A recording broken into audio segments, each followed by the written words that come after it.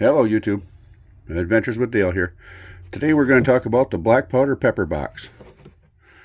A little bit of history and a little bit about some of the early guns that they had. Okay, what we have here is a black powder 36 caliber, what they called a pepper box. And it was a 4-barreled gun. I mean, I got this at a yard sale years and years ago. I think I paid $20 for it. The guy actually thought it didn't work. He'd never fired it. I've never fired it. But actually, in all honesty, it works the way it's supposed to. I mean, it was designed so that you pull the trigger, you rotate the barrel, set it on the cap, and then you would just bang. Okay, and then you just repeat the process.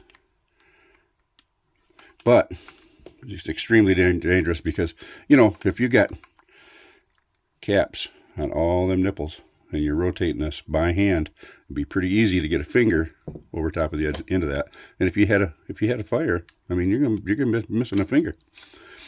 But anyways, it was probably a kit. I'm not exactly sure the brand. It could be CVA or Dixie Fireworks. But it is 36 caliber. And these, I've heard reports of these chain firing, which, you know, when that cap gets hit, it sparks other barrels, and they all fire at once. Which, on this gun, you know, if you're shooting it, it's not a big deal, because they just all the bullets, all the lead goes down range, and there's no harm. But on the revolvers, if these happen to fire right here against this frame, you know, you're gonna have a problem right here, and even in here. I mean, them lead's gonna hit all this stuff, and you're gonna have a real problem.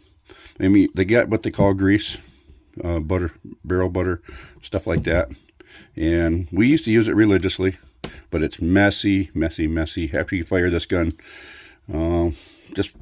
Just one cylinder of rounds, you got to clean it. I mean, it just gets greasy and messy and black.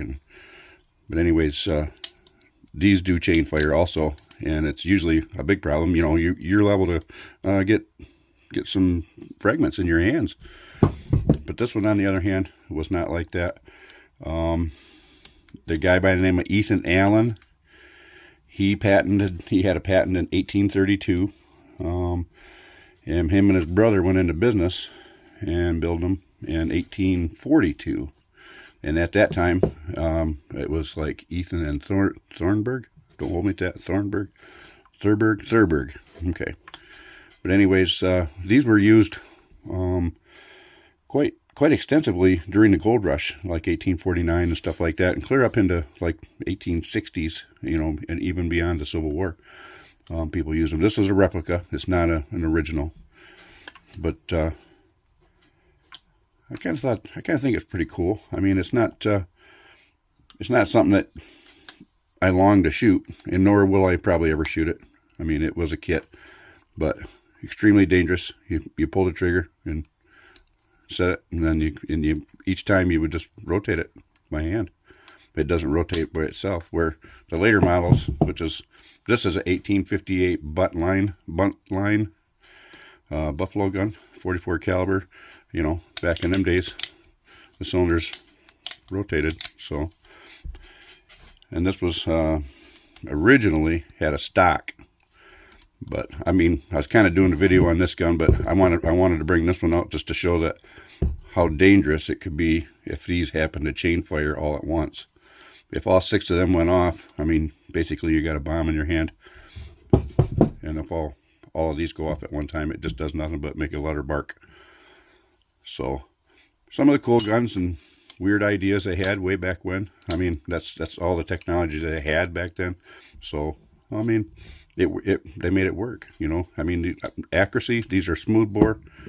This one right here, it's got a 12-inch barrel. It's rifled. Even though the barrel's long, and you know what, if you get out there beyond 30-40 yards, it probably isn't as accurate as it could be. And everybody says, oh my God, don't buy the brass frame, get the steel frame. Well, you know what? We've been using these guns for years and years.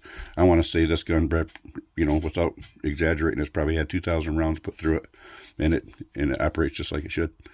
I mean, so anyways,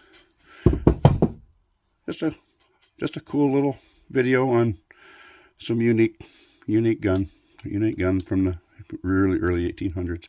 So hope you liked the video, and I'll catch you on the next one. Thank you.